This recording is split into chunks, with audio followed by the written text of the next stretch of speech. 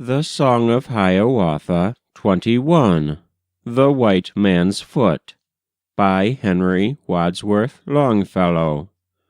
Read by Frank Blissett.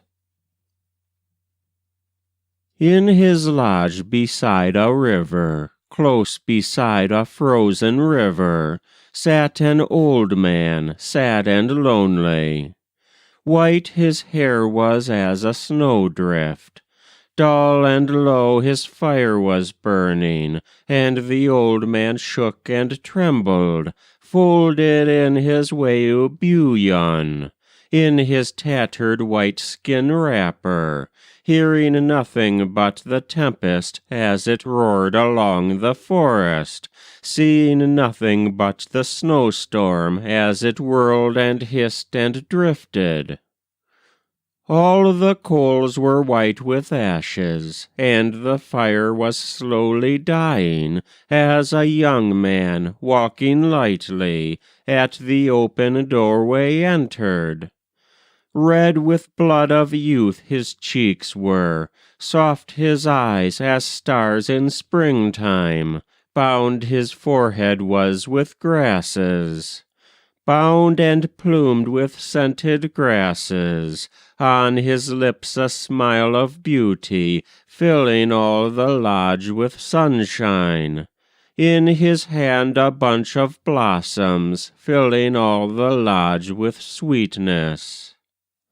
"Ah, my son," exclaimed the old man, "happy are my eyes to see you. Sit here on the mat beside me, sit here by the dying embers. Let us pass the night together. Tell me of your strange adventures, of the lands where you have traveled. I will tell you of my prowess, of my many deeds of wonder." From his pouch he drew his peace pipe, very old and strangely fashioned. Made of redstone was the pipe head, and the stem a reed with feathers. Filled the pipe with bark of willow, placed a burning coal upon it, gave it to his guest, the stranger, and began to speak in this wise. "When I blow my breath about me, when I breathe upon the landscape, motionless are all the rivers, hard as stone becomes the water." And the young man answered, smiling, "When I blow my breath about me, when I breathe upon the landscape, flowers spring up o'er all the meadows, singing, onward rush the rivers. When I shake my hoary tresses," said the old man, darkly frowning, "all the land with snow is covered, all the leaves from all the branches fall and fade and die and wither, for I breathe, and lo, they are not. From the waters and the marshes rise the wild goose and the heron. Fly away to distant regions, for I speak, and lo, they are not.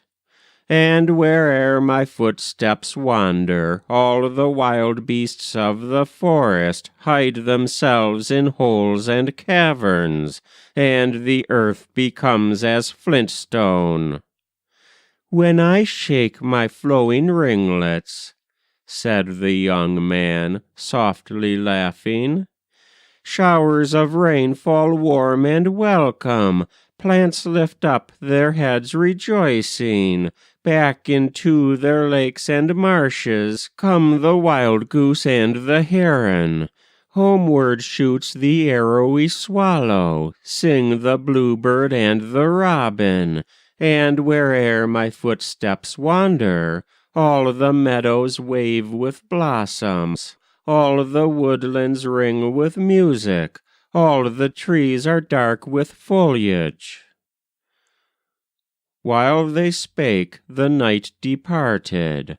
From the distant realms of Waban from his shining lodge of silver, like a warrior robed and painted, came the sun and said, "Behold me, Jesus, the great sun, behold me."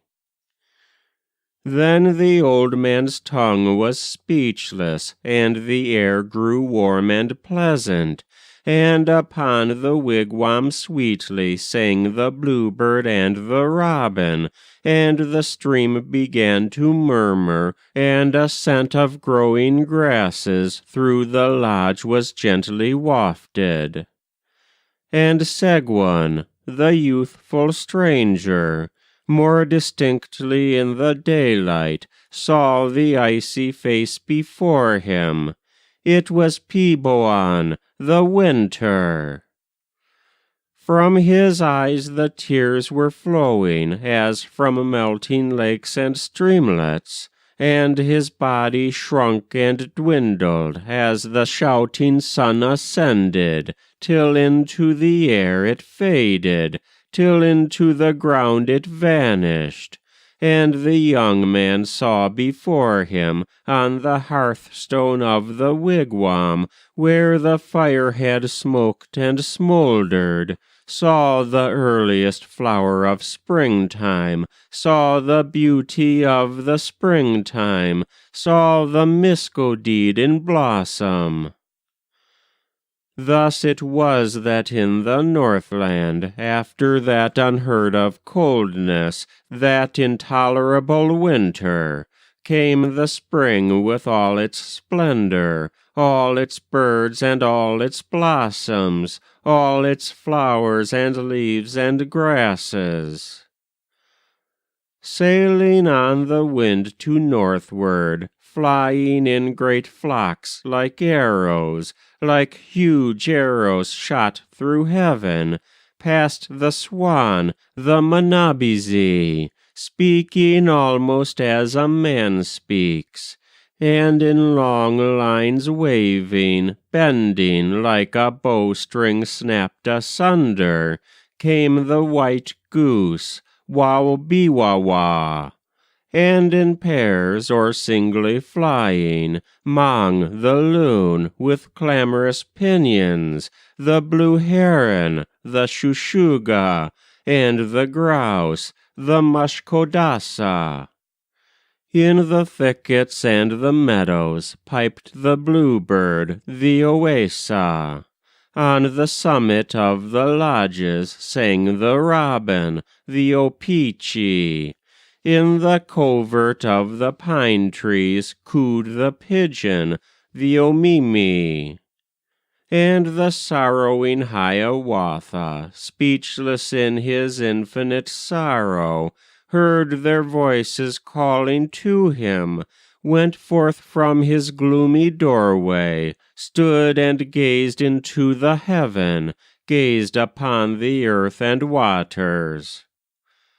From his wanderings far to eastward, from the regions of the morning, from the shining land of Waban, homeward now returned Iagoo, the great traveler, the great boaster, full of new and strange adventures, marvels many and many wonders.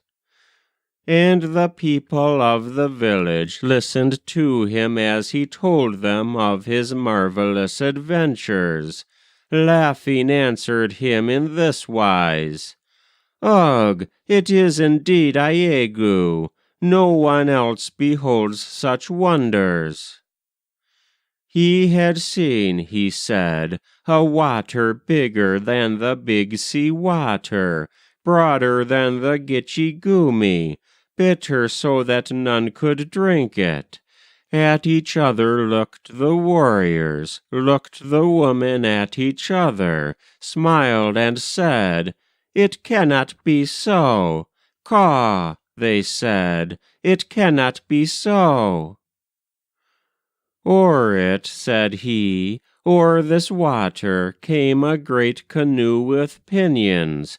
A canoe with wings came flying, bigger than a grove of pine trees, taller than the tallest tree-tops. And the old man and the woman looked and tittered at each other. "Caw!" they said, "we don't believe it." From its mouth, he said, to greet him came Wewasimo, the lightning, came the thunder, Animiki, and the warriors and the woman laughed aloud at poor Iegu. "Caw!" they said, "what tales you tell us!" In it, said he, came a people, in the great canoe with pinions, came, he said, 100 warriors. Painted white were all their faces, and with hair their chins were covered. And the warriors and the woman laughed and shouted in derision, like the ravens on the tree-tops, like the crows upon the hemlocks. "Caw!" they said, "what lies you tell us! Do not think that we believe them." Only Hiawatha laughed not, but he gravely spake and answered to their jeering and their jesting. "True is all Iegu tells us. I have seen it in a vision, seen the great canoe with pinions, seen the people with white faces, seen the coming of this bearded people of the wooden vessel from the regions of the morning, from the shining land of Waban. Gitche Manito, the mighty, the great spirit, the Creator, sends them hither on his errand, sends them to us with his message. Wheresoe'er they move, before them swarms the stinging fly, the amo, swarms the bee, the honey-maker. Wheresoe'er they tread, beneath them springs a flower unknown among us, springs the white man's foot in blossom. Let us welcome, then, the strangers, hail them as our friends and brothers, and the heart's right hand of friendship give them when they come to see us. Gitche Manito, the mighty, said this to me in my vision. I beheld, too, in that vision, all the secrets of the future, of the distant days that shall be. I beheld the westward marches of the unknown crowded nations. All the land was full of people, restless, struggling, toiling, striving, speaking many tongues, yet feeling but one heartbeat in their bosoms. In the woodlands rang their axes, smoked their towns in all the valleys. Over all the lakes and rivers rushed their great canoes of thunder. Then a darker, drearier vision passed before me, vague and cloud-like. I beheld our nation scattered, all forgetful of my counsels, weakened, warring with each other, saw the remnants of our people sweeping westward, wild and woeful, like the cloud-rack of a tempest, like the withered leaves of autumn. That was the Song of Hiawatha 21, The White Man's Foot, by Henry Wadsworth Longfellow. Read by Frank Blissett.